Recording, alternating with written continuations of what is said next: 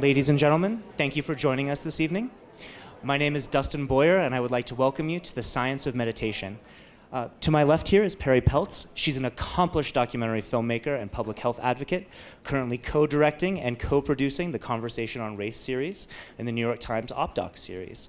Her films include Remembering the Artist, Robert De Niro Sr., The Education of D.D. Ricks, and A Journey of 1,000 Miles, Peacekeepers. Peltz has recently completed a documentary about alcohol use disorder to air on HBO in 2017 and is in production on another documentary for HBO about the drug overdose epidemic. Perri, take it away. Thank you so much. Thank you, Dustin. And welcome, everybody. Welcome to the Science of Meditation. This may be the wrong room to ask this in because here we are in Aspen, but how many people here would say they're stressed? Okay, that's good. I was afraid no one would put their hands up, and then I'd be... Well, not now. Right, exactly. Have you ever been stressed? Right. Yeah. Well, that's where I was going to go. Yeah, okay. Like, okay, no one's stressed. Now what? Okay, so you were in the right panel. But I want to read something that I found online about what it is alleged that meditation can do for you. And I'm going to read this. Meditation can help with stress, improve cognition, improve physical and mental health, reduce anxiety, depression, provide a heightened sense of well-being, bring greater happiness, emotional self-control, improve sleep. That is a lot of things. And being the skeptic that I tend to be, I didn't actually buy into a lot of this, and I came to visit my friend Bob Roth over here, who I'm going to introduce in a second. And we had a wonderful conversation about really what is the science behind this and whether there is something to these many claims that are made about meditation. So now it's with great pleasure that I get to introduce Bob. Bob Roth is one of the most sought-after meditation leaders in the United States. Teachers. What did I say? Leaders. I'm not a leader. Oh, I wrote teachers, but... I'm editing as we go. He's done this. He's taught meditation for more than 40 years. Is that good? Okay, got that. He is the executive director of the David Lynch Foundation, which has brought meditation to more than 500,000 inner-city youths in underserved schools in 35 countries, as well as to veterans and their families who suffer from post-traumatic stress disorder and women and children who are survivors of domestic violence. In addition to that, Bob is the host of the Sirius XM radio show, Success Without Stress. What did I forget? Nothing? Okay, perfect. Good. All right. You want to say who got me that show? Okay, before we get, though, to the science of meditation, it's, I think, important for us to even to understand what meditation is. So, Bob, why don't you tell us a little bit about what it is we're actually even talking about? How many people here have tried some form of meditation? Okay, no, actually, wow. This is a question. How many people here eat healthy? How many of you eat healthy on a pretty regular basis? How many of you exercise? How many of you exercise on a pretty regular basis? What kind of group is this? Now, I just said how many of you have meditated? Yeah. Now, how many of you meditate on a regular basis? Yeah, that's what this is a talk about. Because we eat well on a regular basis, we exercise well on a regular basis, we dabble on the meditation, and it turns out that meditation is absolutely essential now because we live in an epidemic. To answer your question, we're living in an epidemic of trauma and toxic stress. And that cuts across all demographics.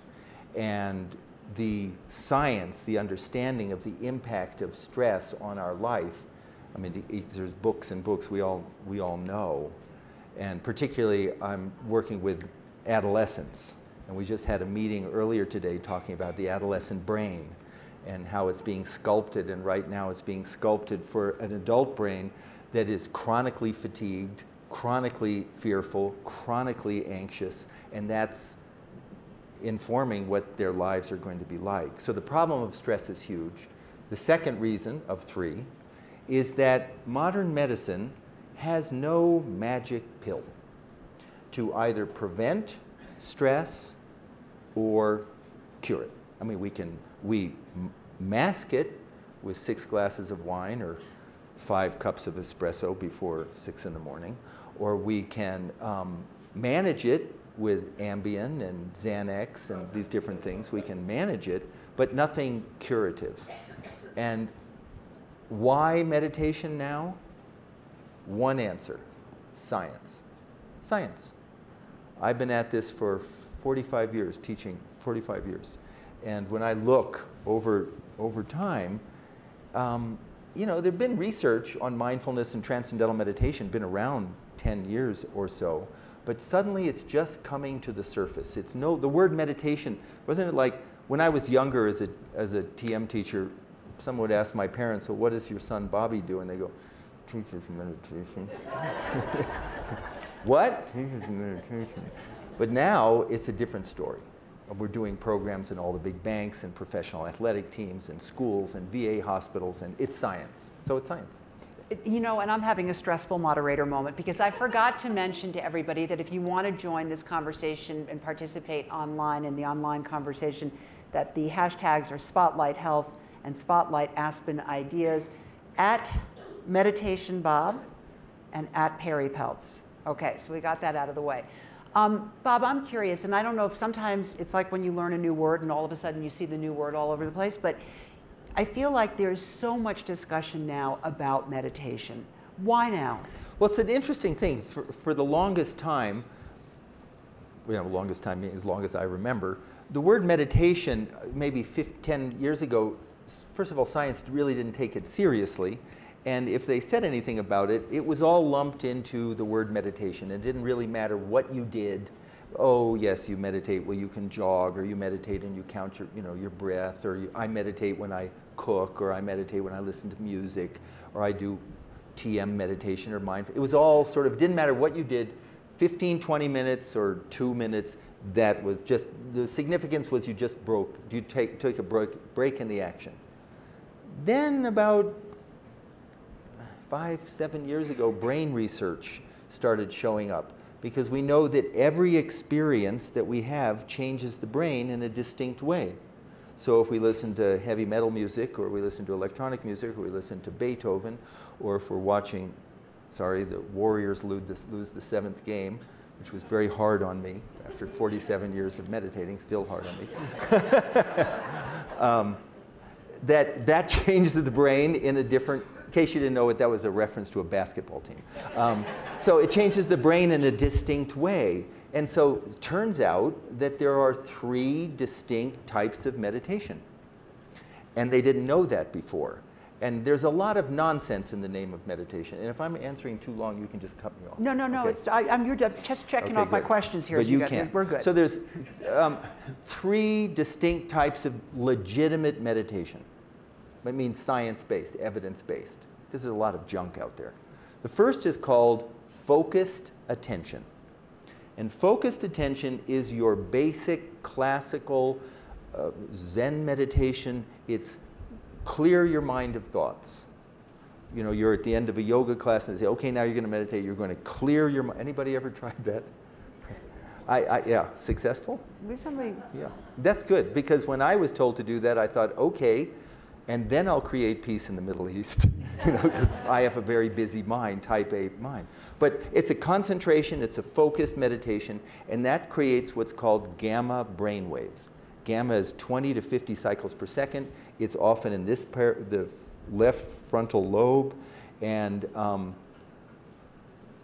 Vipassana meditation is that sort where you're focused. It can be on your breath. It can be a point in your body. It can be on an idea. I'm going to be loving kindness, so it's a concentration. Second type is called open monitoring. And open monitoring is a lot of mindfulness, and I should say that I've been trained in all these, practice all these. I teach Transcendental meditation. It's the one that I've practiced and taught the longest, but I'm not a siloing person.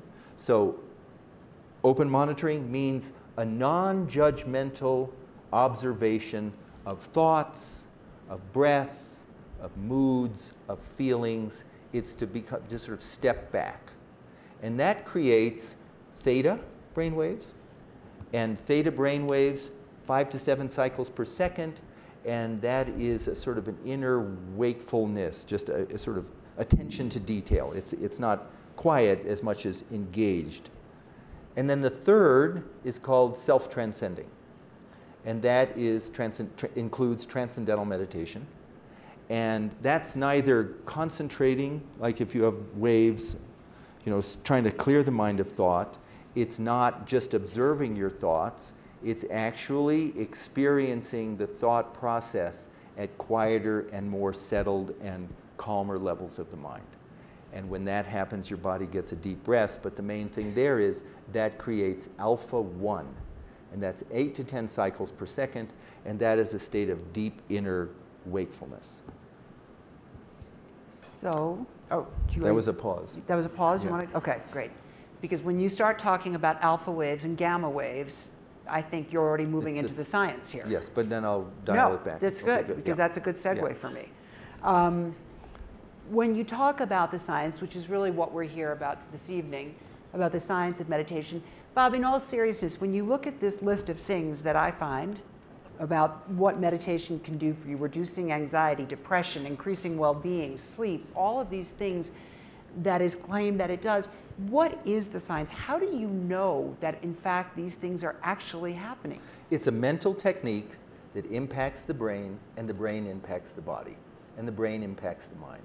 So anxiety, depression, insomnia, lots of that is, okay, so I'm going to make this simple for me and you.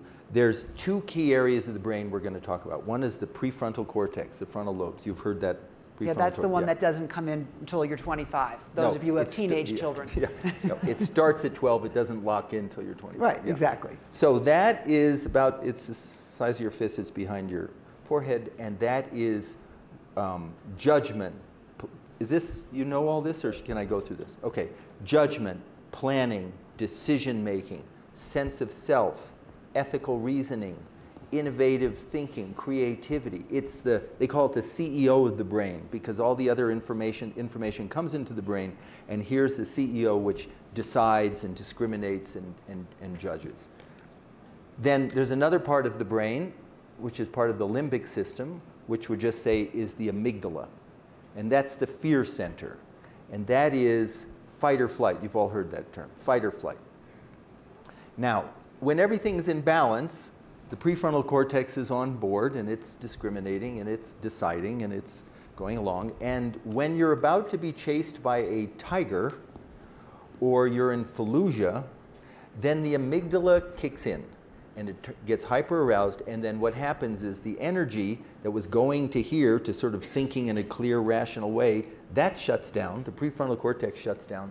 And now the amygdala takes over, and now I fight, or I flee, or when it's really extreme, then I freeze.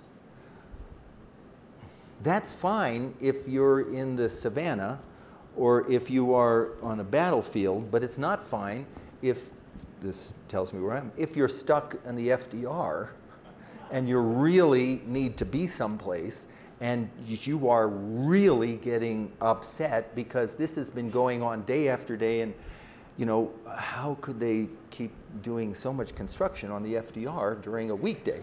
And so the FDR, for those of yes. you not from New York City, is a roadway in New York City that's the 405 often, yeah, in LA. Often very congested. So what's happening is modern life with so much stress and chronic stress, that we've lost the ability to sleep, we've lost the ability to have the brain to be balanced. What happens is the amygdala kicks in and it's hyper aroused, and this shuts down, and now I am anxious all the time, and my body is secreting something called cortisol. You've heard of that? Cortisol hormone, stress hormone. In proper balance, it's great. We need it. But what happens is the adrenal glands, which sit on the kidneys, start pumping out a lot of cortisol, and then my anxiety becomes more anxious, becomes more anxious, becomes more anxious, becomes a vicious cycle, and then you have people who have panic attacks. And what's going on in all of this is the frontal lobes, the clear thinking, the planning, the judgment, the decision making goes offline, and now I'm overreacting to everything. Is that clear? And that becomes a chronic feature of life. And then I can't sleep. And then when I can't sleep, it gets worse, because sleep, if new research on sleep shows that there's a lot of activity going on in the brain when we're sleeping, and these toxins are being purified, and it's absolutely essential. I later on talk about work with kids, but I'll stop. You know, when you're talking about brain changes, I think one of the things that's interesting is that there actually are studies that show differences and changes on MRI when people are meditating. I was wondering if maybe you could just talk about that a little bit. Well, one of the areas that on MRI and EEG, the MRI, particularly for meditations, this part of your brain, the frontal lobe on the left, is associated with positive feelings of positive well-being. And there are mindfulness practices where you are culturing that positivity, well-being. And you can actually see the growth of gray matter in that part of the brain. So you're developing the brain's ability to be positive. You can take control over your emotions, your moods, through this mindfulness one of these mindfulness techniques. First of all, I should say mindfulness is many, many, many techniques. It's not just one. There's mindfulness eating and mindfulness walking and mindfulness breathing and mindfulness hatha yoga. So there's many, many different approaches. But you can see that on the fMRI. You can also see the amygdala, which is the fear center, through certain mindfulness approaches, calming down during mindfulness meditations. And then the other area I'm talking about is the electrical activity in the brain. And that you can see with transcendental meditation. You can see the connections between the neural pathways between the front of the brain and the back of the brain, and the whole brain starts to communicate and connect with each other, all the different parts. You know, when Bob and I initially had this conversation about the science of meditation, my first thought was, well, these are probably some really small studies, probably at some really small places. And in fact, it's not. The NIH has funded, what, more than $26 million just to study transcendental meditation? On high blood pressure, just on high blood pressure. And it found that American Heart Association came out 2 years ago and said that transcendental meditation was the most effective tool for reducing high blood pressure, in many regards as effective as antihypertensive medication, with no hazardous, no negative side effects. So what are the most exciting areas, Bob, right now that are being researched and that you're seeing actual changes and improvements? I know that you're working with women who have been victims of domestic abuse. You're working with people who have post-traumatic stress disorder. So you're working with a lot of people who have had trauma. What is it that's most interesting and exciting to you right now? It's an interesting thing, because the epidemic of trauma, and trauma doesn't have to be just a bomb went off in, you know, a roadside bomb in Fallujah. We all, first responders experience post-traumatic stress disorder. Caretakers, if you have someone in your family who has post-traumatic stress or is a veteran, it's contagious. And again, we're working with the VA. The Department of Defense just gave $2.5 million for a big study on the effects of transcendental meditation on post-traumatic stress, as well as on traumatic brain injury. And we're doing research at the VA hospital in San Diego and in Augusta, Georgia, at a VA hospital there on traumatic brain injury. And what they're finding is, number one of the first things that happens when they learn TM is they start sleeping for the first time, because this meditation gives the body, like that, a state of rest in many regards, well, 2 to 3 times deeper than just sitting with your eyes closed, and in some regards deeper than sleep. And that alone, it's an amazing experience for me to teach a veteran who hasn't literally, can you imagine, slept for months. And then they learn the meditation, and they sleep 18 hours a night for 3 or 4 nights in a row. So there's a lot of research in that area.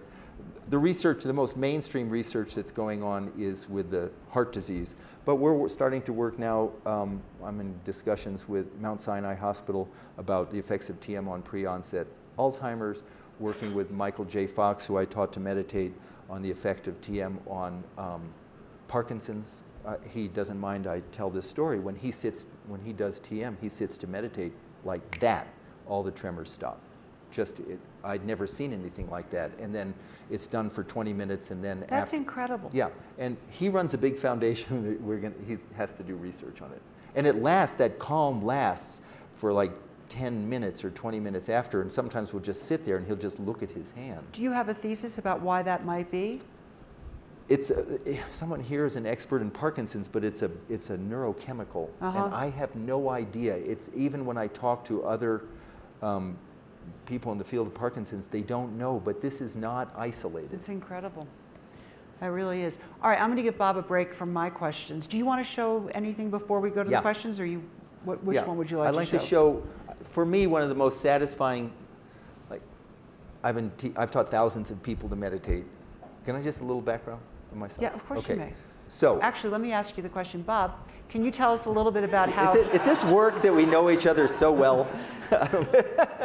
One of my questions was, Bob, can you tell us a little bit about yourself? I want to talk about, because I'm like the least, I wanted to say this, I'm like the least typical, if you think of a meditation teacher, I'm like the least likely meditation teacher. I'm like a really skeptical person. I'm a cynic about a lot of stuff. I'm not into woo-woo. I'm not into new age stuff. I'm just like a regular guy. And I, just briefly, so I grew up in a very political family in the 1950s and this is why I'm running the foundation. I'm explaining why I'm dedicated myself to doing this. And the name foundation. of the foundation is the David Lynch Foundation. Yes. And so I was like, I grew up in a very political family in the San Francisco Bay Area in the 1950s and early 60s. And my family was so political, and some of you will relate to this, that I knew that I was a Democrat before I knew I was Jewish. Some of you can relate. I mean, we just talked politics, and I was the Jewish kid in the family that wanted to, in those days, change the world. And so I worked for Bobby Kennedy when I was a senior in high school, and I saw him in San Francisco 3 days before he was assassinated, and that was a huge blow to me. And I went to UC Berkeley in 1968, and I wasn't a druggie, and I wasn't a hippie, and I wanted to change the world, and it was so insane, and politics was so abusive that I lost my passion for politics, and I'm getting to the answer. Is this too much? No, you're okay. Good. I'm just... All right. I lost my passion for politics. I thought, okay, education. I really wanted to work with underserved kids. So I was in the educational curriculum, and a friend of mine stressed out of my mind because I had tanks parked outside my door, and I was working full-time and going to school full-time, and the guy said, you should learn Transcendental meditation. And my first response was, not on your life. I have enough issues with my own religion. Because I thought it was what everybody thinks. And he said, no, it's not, and you don't have to believe in anything, and it's restful. And I learned it, and one of my first thoughts after learning to meditate was, I want to teach this to inner city school kids. That was 1969. So I became a teacher in 1972, and I went back to the Bay Area, and I taught it at San Quentin Prison, and I taught men on death row and guards, and I taught it in, if you know San Francisco, in the Mission District and Hunters Point, and then I just taught it forever. And then 10 years ago, David Lynch and I got together, started a foundation to bring this to at-risk kids, and then it went to veterans and now women and children. And this video is a little 3-minute video with our work with the Family Justice Center in New York, which I think is one of the most marvelous organizations ever, and it's designed to provide tools and training for women who are survivors and children survivors of domestic violence. This is, I think, a 3-minute video.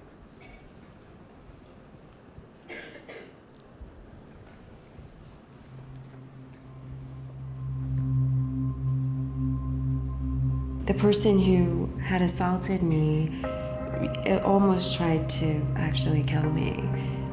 Finally, I found a way to escape, but I had no money and nowhere to go. Being homeless, that feeling, I think is the worst feeling I've ever had. And because there was so much stress, I started losing my hair as well. Okay. At that point, I felt, I just didn't want to be part of this world anymore. He will just beat me up until he sees I'm unconscious, choke me until I passed out. And unfortunately, he did these things in front of my child. When I look back to all what I went through, it's truly a miracle that I'm alive. I was a platoon sergeant over in Iraq. As soon as that truck in front of mine blew up, oh, hell broke loose. Then here come the bullets, just all over the place. I sustained multiple injuries to my face, torso, stomach, and legs. In November the 18th, 2011, I stood in the window ledge and shut my eyes and said a prayer and was about to jump. I know what got me in that window ledge, but I also know what got me out of that window ledge and why I'm here now. When I started practicing transcendental meditation, I just felt new, refreshed, reborn, and my hair started growing back. I'm very happy about that. I think if it changed my life, it could change anyone's life. It's like miraculous. To learn TM has been like a life-changing experience. I feel hopeful. Life that has been gray for so long became back to colors. I wish everybody had the opportunity to learn this. I believe in my heart that transcendental meditation is a humongous portion of the reason why I'm still sitting here now. To know that something as small of a concept of 20 minutes, twice.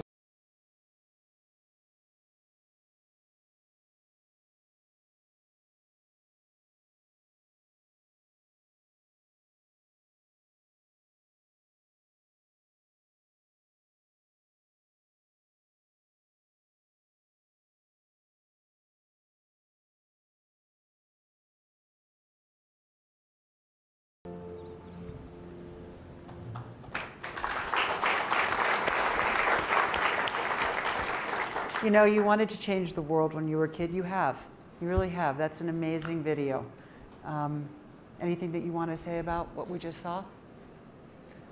Yeah, that I had a meeting with a woman from the UN Women and was talking because the problem of traumatic stress in developing countries is, and so she asked me a question. She said, what would you like to do, David Lynch Foundation, what would you like to do? And I said, I'd like to teach 1 million women to meditate in the next 10 years in Africa. And she said, no one has ever said this to me, you're thinking too small. She said, what are you talking about here? It's not buildings, it's not medicines, it's not technologies, it's just a whisper, teaching a person to meditate.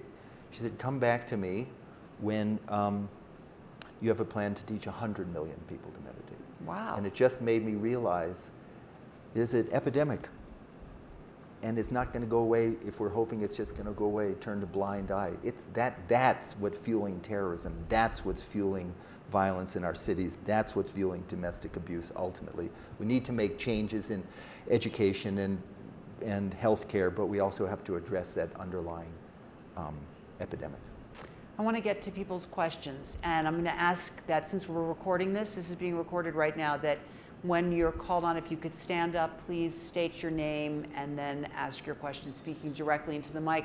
And what we're going to do is pick 2 people at a time, 1 person from each side of the room, and then we'll start with the person on my left and then go to the person on the right. So, any questions from people in the audience? Okay, we'll start with the woman in the white shirt in the back, and anybody on this side? And this gentleman over here. And let's start, please, with the woman in the back row. My name is Katie Shaw.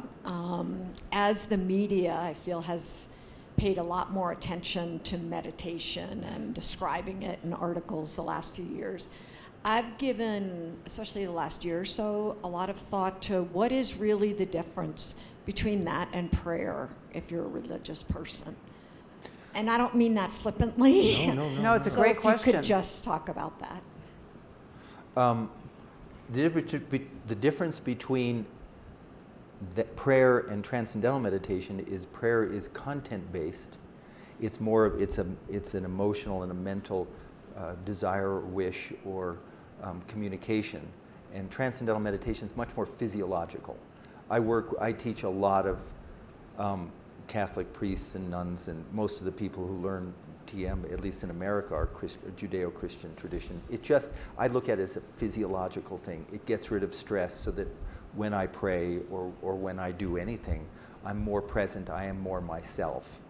So there's no belief system involved with transcendental meditation. The other thing, I want to drive home this point.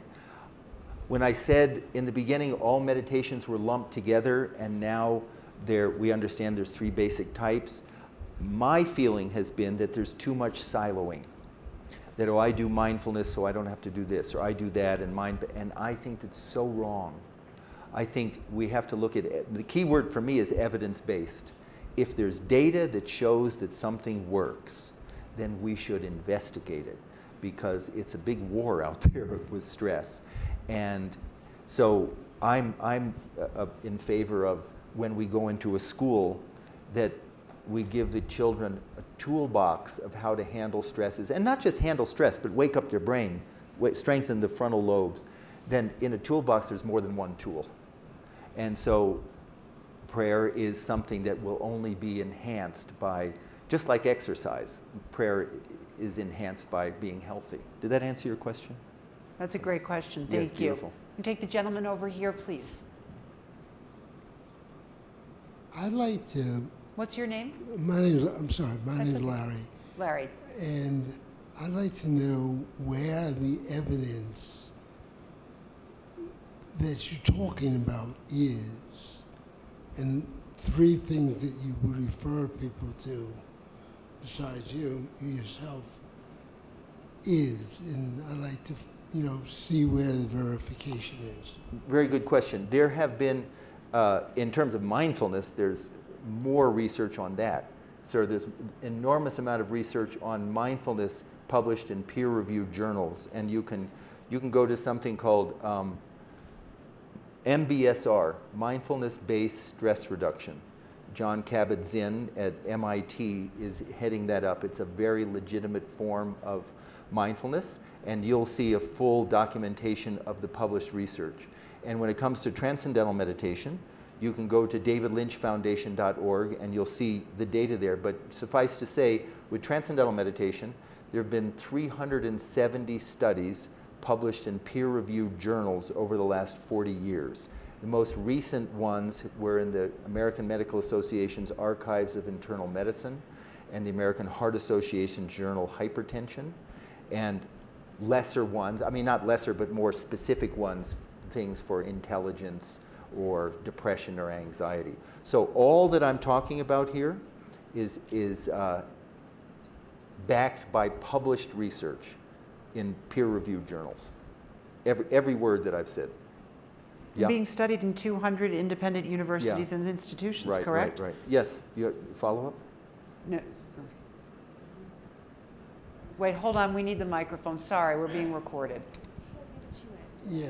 What I'd like to see if you'll hand out something that says where it is. And right. Absolutely. The question being, where is it that you can find this information? And I think a great resource is the David Lynch Foundation, which is the website name is davidlynchfoundation.org. But I didn't know when I came here that I could provide materials, so I came bashfully without materials. But if you give me your contact information, I will absolutely get that information to you. And I'm actually going to do this. I know it sounds... Anybody can email me directly with any question at bob@davidlynchfoundation.org. That is, in fact, my email. So if you have a question, because I think the problem of stress and anxiety and depression and substance abuse and opiate addiction and all these very serious, and it requires serious, skeptical investigation. And I'm happy to answer any question that you have. Okay, do we have 2 more questions? We can take a question from the gentleman over here and over on the, right over, oh, sorry, over here? Okay, let's start, please, over here. My name is Brad, and I work at a school, 1st through 12th grade, with kids who have learning disabilities, a lot of social and emotional delays. Some, I think of it as trauma associated with those delays and struggles. And I just started a class through Mindful Schools.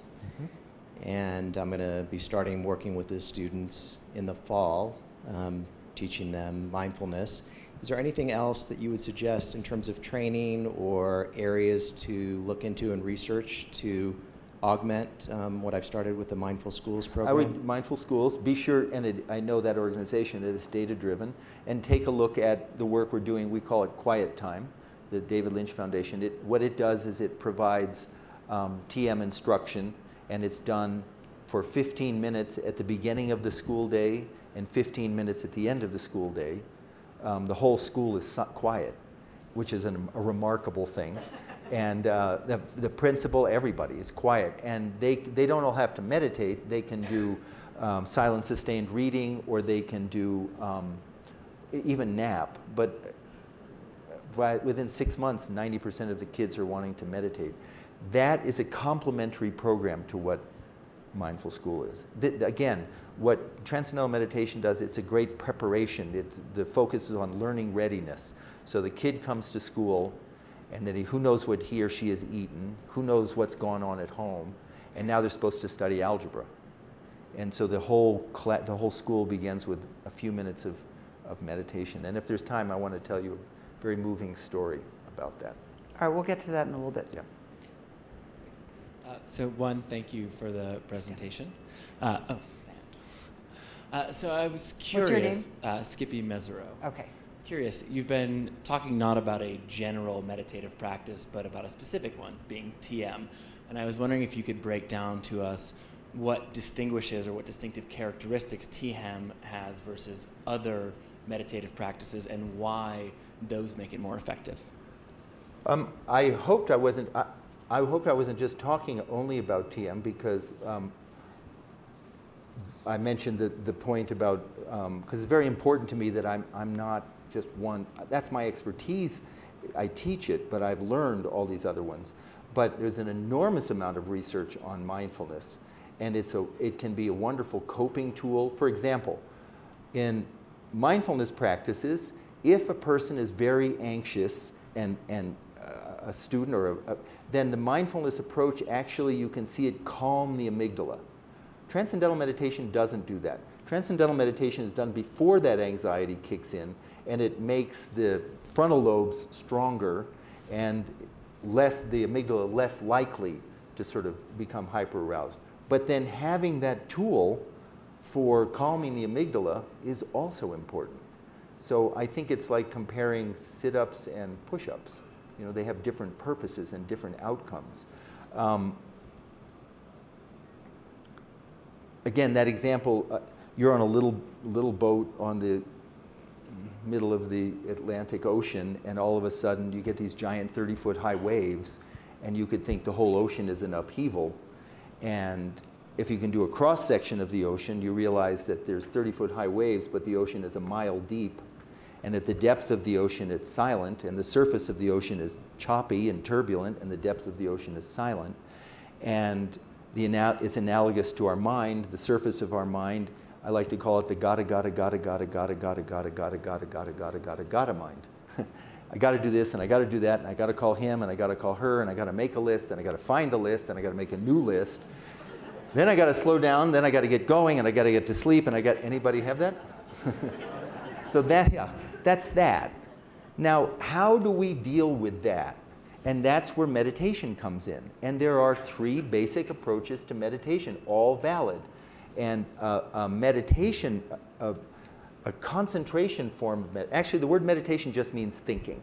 So a concentration form of meditation is concentrating the mind on a particular focus, like my breath, and every time I focus, and that, as I said, creates the gamma brain waves, and that is a fabulous cognitive training for concentration.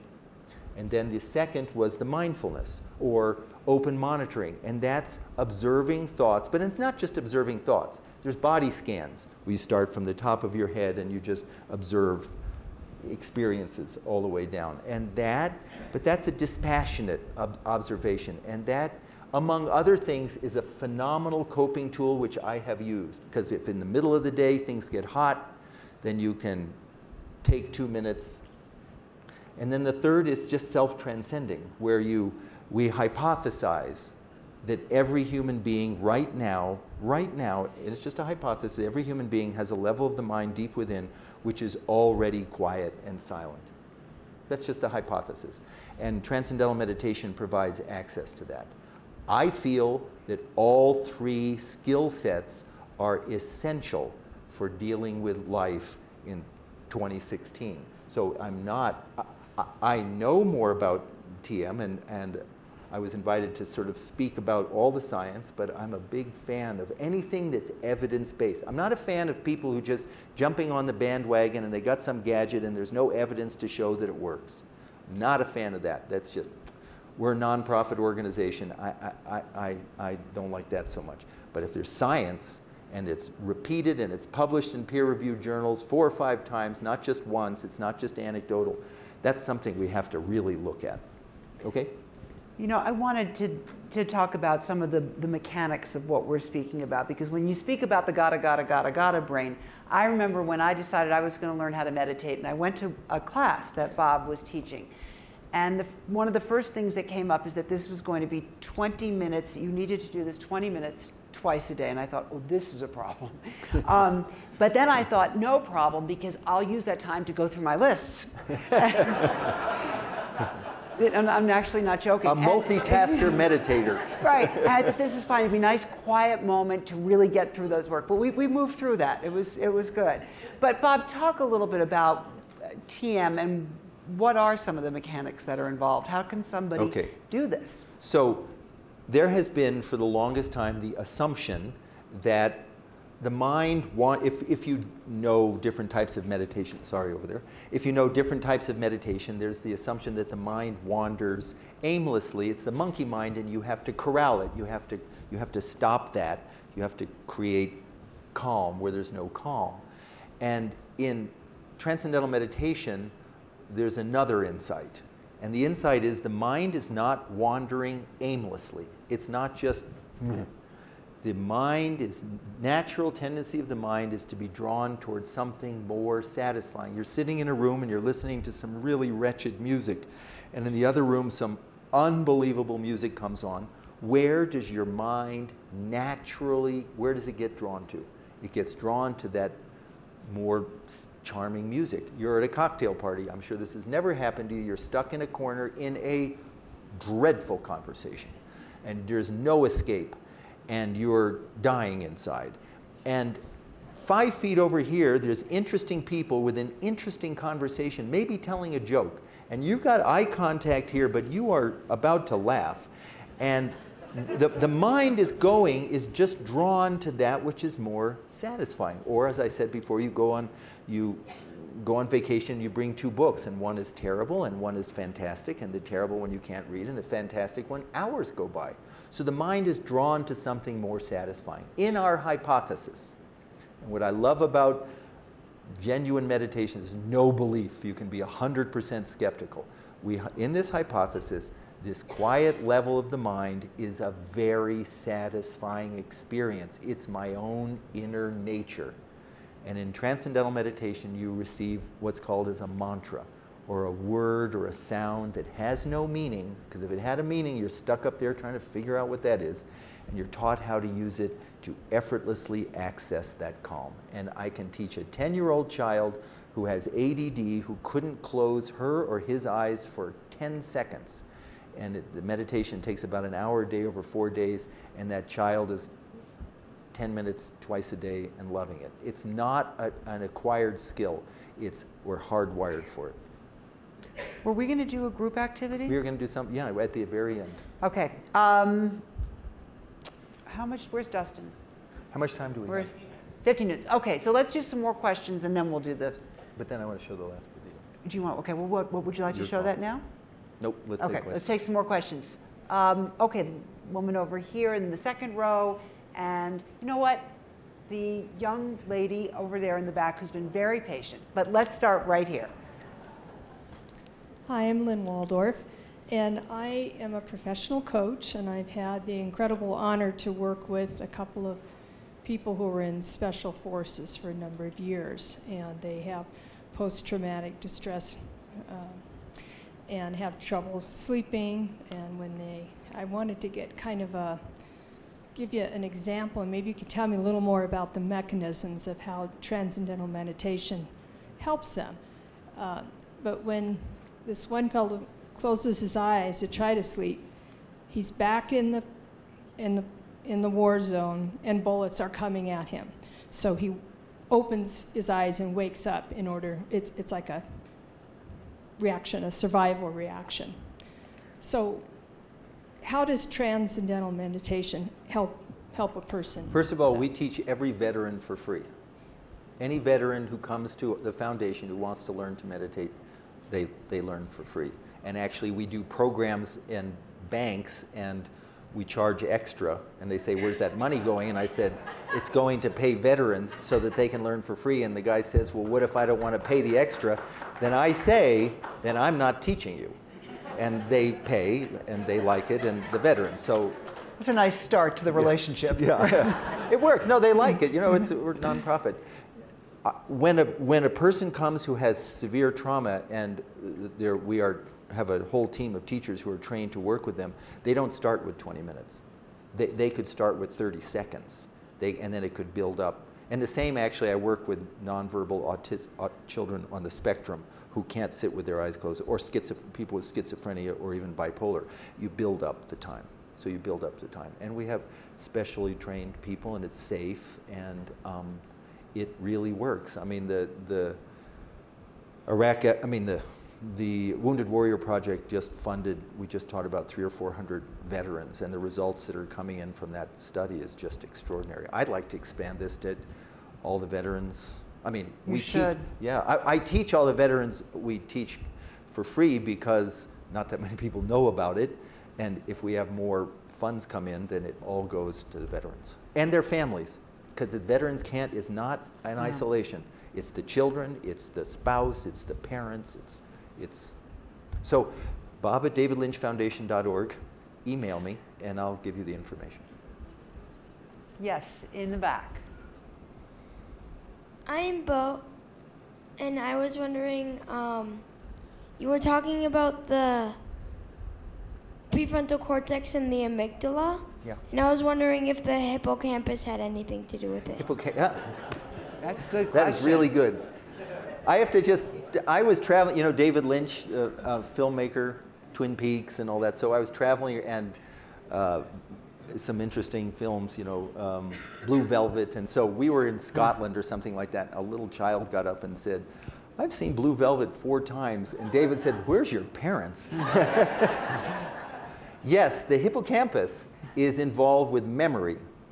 And what happens with stress, too much stress, and the hippocampus is the one part of the brain that actually creates new brain cells. And that's really important. Neurogenesis keeps creating new brain cells. And stress, particularly cortisol, when cortisol hits the hippocampus, too much of it actually shrinks the hippocampus. And that's why stress, one reason why stress, when we have too much stress, our memory goes, because that's your memory center. Stress also shrinks the prefrontal cortex. And that's why life happens, you know, just, again, judgment, planning, decision making. But the hippocampus is very important, has a very important impact on stress. And there's no research specifically on TM in the hippocampus, but there is research, and also mindfulness, on reducing cortisol levels. And so that has a healthy influence on the hippocampus and therefore memory. Thank you for that wonderful question. That's a great question. You know, that makes sense too, because if you're in the fight or flight mode, you probably don't want to be bogged down by a lot of memories, right? No, and you're also not going, oh, there's a tiger chasing me. Well, let me just think of my options here. We should talk about, we should look at it as bears, since we're here in Aspen. Okay, good, good. Exactly. Bears. Yeah, and the garbage. Yeah, right, exactly. Okay, why don't we show the video? What do you think? Okay, so let me lead into this. This is the last thing, and then we'll do a little meditation. I just, you know, maybe it's just my leftover 60s stuff, but I just find at-risk populations who don't get much of a break, it's very satisfying for me to be able to offer this. And this came up because a person in San Francisco who's a meditator said, I want to fund a research study at the San Francisco AIDS Foundation, because when a person is diagnosed with AIDS, it creates unbelievable amounts of anxiety, and then that lowers T cell and it compromises the immune system. So this is a video which is one of my favorite, and then everybody will get to do their meditation. Turn around. Yeah.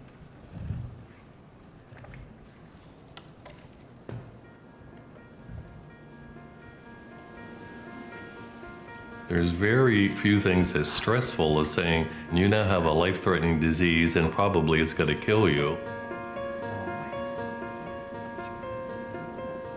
I was in rehab when I found out I was HIV positive. I had both Hep C and HIV. And I thought my world was going to crumble. I found out February 14th, 1997, that I was HIV positive. I was panicked. I didn't know which way to go.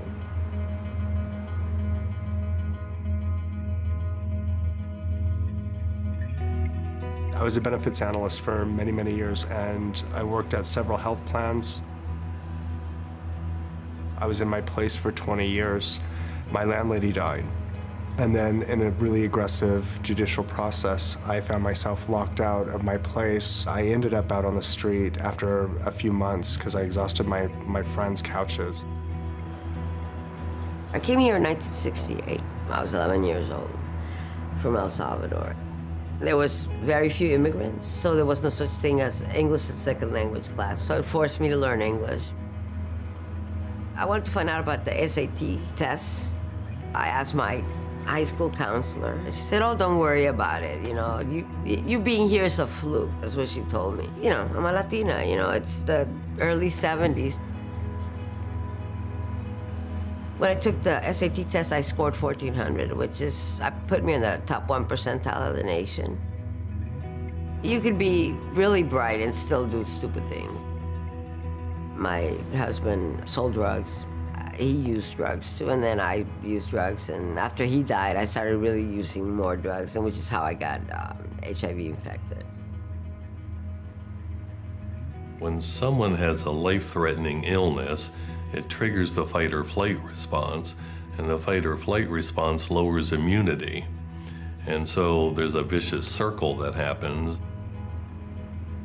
When I found out that my T cells were around 300 and dropping, and there was not a lot that was being done to address it, I started to panic.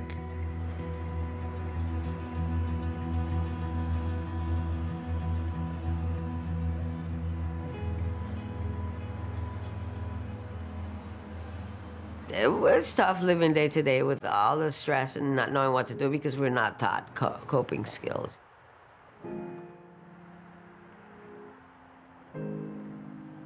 Stress level goes up, which causes immune system to go down.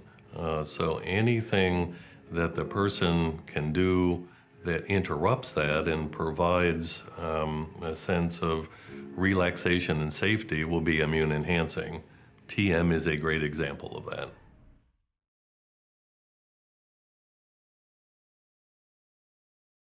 I came to Transcendental meditation through a flyer that the San Francisco Foundation posted. I felt the serenity, the peace that I hadn't had before. The stress was slowly leaving me. And the more I did it, the less stress I felt. When I started meditating, my body began to fight back. I'm currently over 1,200 T cells, and I feel great. 3 months into me meditating consistently, twice a day, I went from having like 215 T cells to 358, which is like 125 surge in like 3 months' time, which I had not had ever in my time living with HIV. And the only thing that had changed in my life was the fact that I was meditating. And since I've been meditating, it's been consistently going up.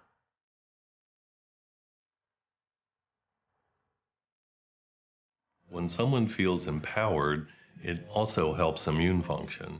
And so to have a technique in your own toolkit, like TM, that you can implement on your own is what we call self-empowering. And that's a huge piece.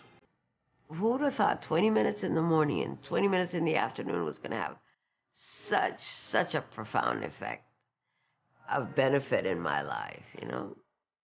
I used to walk with a cane. And since I started meditating, I no longer use a cane. I like walking, you know, and I walk fast. I don't, you know, I'm, you know, former New Yorker, man. You know, New York, if you stroll, you get trampled. I'm actually going to have a quinceañera for my HIV. I'm going to celebrate 15 years of being HIV positive. You can have a full, very rich life, even though you're HIV positive. It's no longer the death sentence that it used to be. I had some of my most stoic, always incredibly supportive mentors through the AIDS Foundation, and I wanted to emulate that for other people and be able to give back. And I started trying to reach people and teach them about HIV. Hi, Michael. How you doing? We're great friends. We volunteered together. In the name of Hep C prevention and HIV, definitely.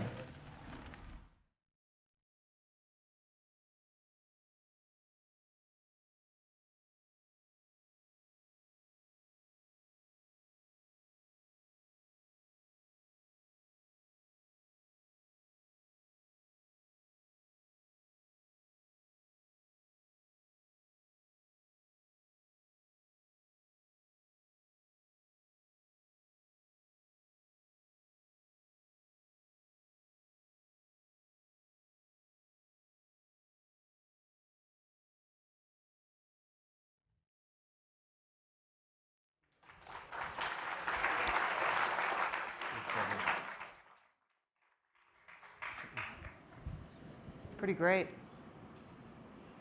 Maybe it's just being hyper. I don't want anybody here to feel that you're being pushed for any particular meditation.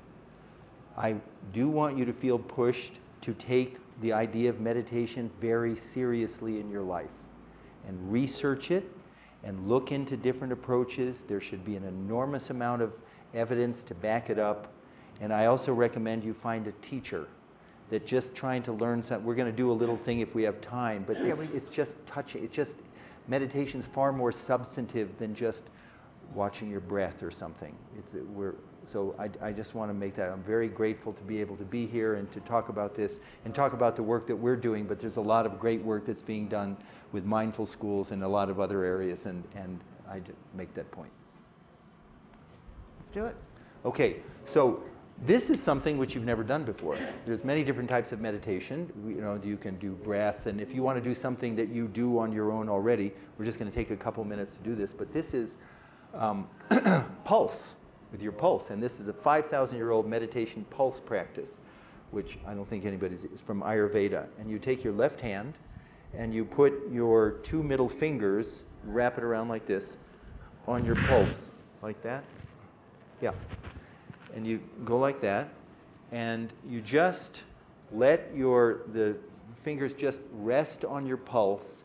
And if you want, you can close your eyes, you can open your eyes, and what you're feeling is the information that's going through your body.